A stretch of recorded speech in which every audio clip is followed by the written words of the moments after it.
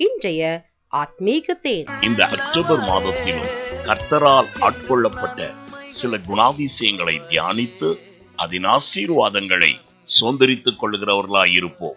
அரசனாகிய ஆசா 2 நாளாகவும் 16:9 பகுதியை உங்களுக்காக வாசிக்கட்டும்.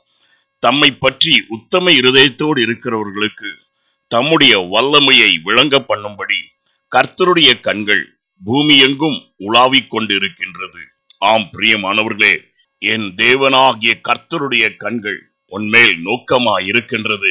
உத்தம இருதயத்தோடு அவரை தேடுகிற உன்னுடைய வாழ்க்கையை ஆசீர்வதித்து எல்லா விதமான சஞ்சலங்களில் இருந்தும் விடுதலையையும் இளைப்பாறுதலின் தரும்படியாய் தம்முடைய வல்லமையை உனக்கு விளங்க பண்ணி உன்னை மகா மேன்மை உள்ளவனாய் உயர்த்தி நிலைநிறுத்துவாராக.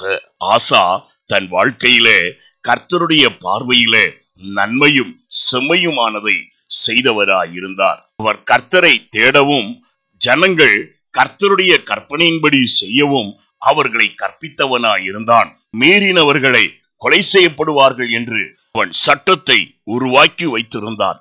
ஆனபடியாலே சுற்றிலும் யுத்தம் இல்லாத ஒரு மேன்மையான இளைப்பாறுதல் இருந்தது.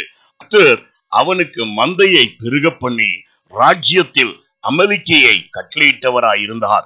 இதோ மனம் திரும்பாத எத்தியோப்பியன் அவர்களுக்கு விரோதமாய் யுத்தத்துக்கு வந்தபோது பலவானுக்காகிலும் பலவீனனுக்காகிலும் உதவி செய்வது உமக்கு லேசான காரியம் என்று கர்த்தரை முழுவதுமாய் சார்ந்திருந்த போது அவர்களுடைய சத்துருக்களை அவர்களுக்கு முன்பாக முறியடித்தார்.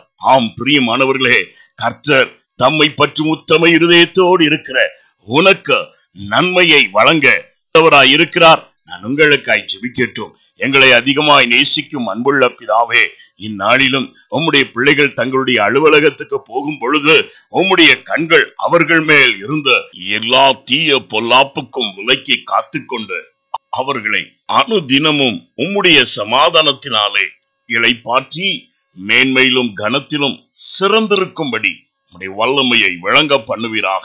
என்னோடு இணைந்து ஜெபிக்கிற ஒவ்வொரு பிள்ளைகள் மேலும் உம்முடைய ஆசீர்வாதங்களையும் பாதுகாப்பையும் நல்குவீராக. இயேசுவின் நாமத்தில் பிதாவே, ஆமென்.